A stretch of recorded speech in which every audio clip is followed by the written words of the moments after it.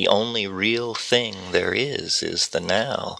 One of the points that I've been very concerned to make, and it's certainly in a great tradition which reaches back to the I Ching and Pythagoras, is the notion of resonance, that the now is a resonance phenomenon in which aspects of the future and aspects of the past clash together or interfere with each other in such a way as to create a kind of standing wave. Resonance of moments far in the past, potentially far in the past and far in the future, are creating the phenomenon of the now. This explains the apparently irrational phenomenon of fads and fashions. It may be, that late Roman times and the early 21st century are somehow creating an interference pattern which is the present moment. It is rich in its anticipation of the far future and surprisingly tenacious in its adherence to themes in design philosophy and social behavior that really go back to late Roman times or perhaps dynastic Egyptian times. The fabric of time is a holographic, fractal, resonating, rich, organic, self-coherent process. It's a synergy. We are continually remaking the past in the present. A perfect example of this is the term Renaissance. The Renaissance was not invented until the 1850s, when a bunch of German historians, looking back at the 15th century, discovered the Renaissance. Something had happened. And so it came to be, 350 years after its occurrence. This is a clue to how language is really the fabric of our reality. It is what actually happened in some kind of ontological sense of actually is a very small contributing component to the history we live with. Marx redefined and recreated history. Robert Bork would do the same thing. Everybody realizes that to advance their agenda in the present, they must remake the past, and a great deal of political shenanigans in the 20th century have operated on that principle. I always think of Goebbels' comment. He said, "When I hear the word culture, I reach for my revolver."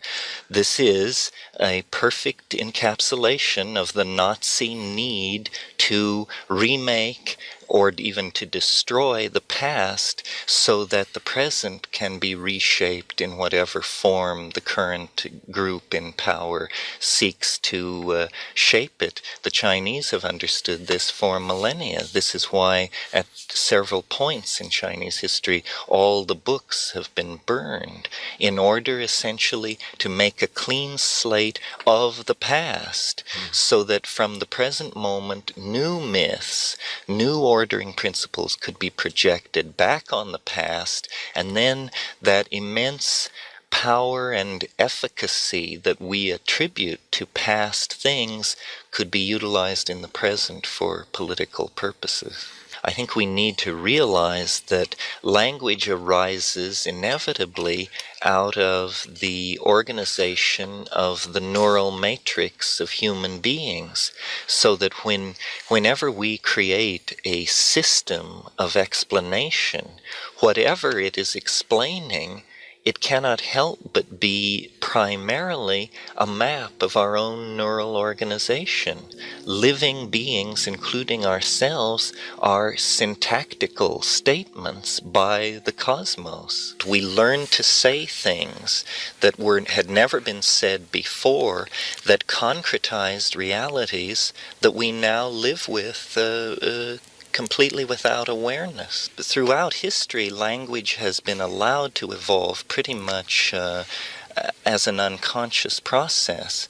But I think now, as we close distance with this flowing together of everything, this cultural global concrescence, we do not have the luxury of an unconscious.